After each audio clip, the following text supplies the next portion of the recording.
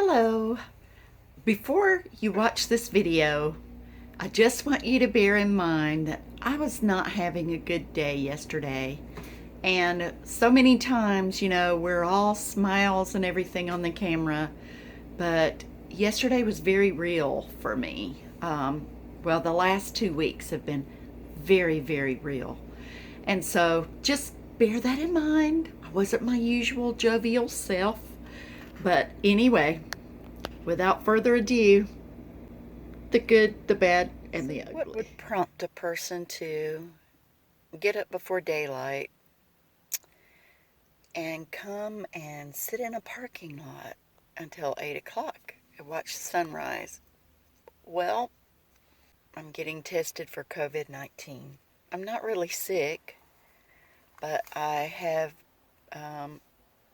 probably been exposed. My mom was really sick last week. Oh, this guy don't hit me. And she actually passed away. She had total kidney failure. So August is not one of our favorite months in my family. My brother Joe was diagnosed with cancer on August the 13th of 2018. He died on September the 14th. It had metastasized to his brain. His brain was full of tumors. So that was a bad thing in August. Then the very next August the 13th, my brother Bill was found dead. He had passed away. Apparently he had some stent failure and was waiting for the VA to reschedule his stent replacement. Anyway, I don't want to make this so. But you can see, August is not my favorite. And my mom died August the 6th last week. So during the time they did allow us to come in and see her at the hospital. We couldn't go see her the whole time in the nursing home, all the way from March. And of course, as many of the older people do, she started declining. And that's the tragedy of this whole thing, is that people are dying alone. She lived in a small town, and her doctor actually had to get us allowed to come in to stand with her as she died. But anyway, the same day, my brother-in-law had a major stroke. So I was on one hall with my mom, and my husband was on the other hall with my brother-in-law.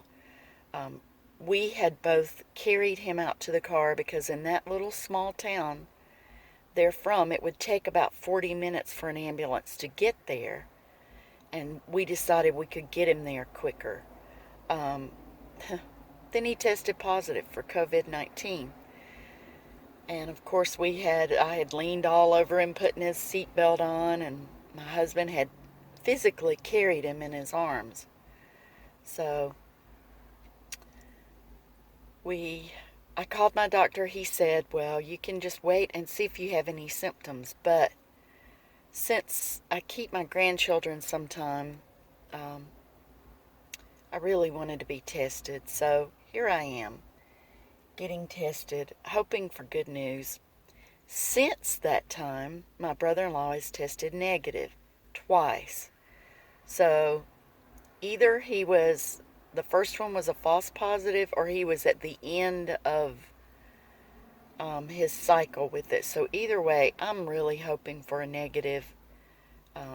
We'll see. But that's what's kept me really busy in August. It has not been, well, all of 2020. I remember at the end of 2019 saying, 2020 has to be better. Guess what?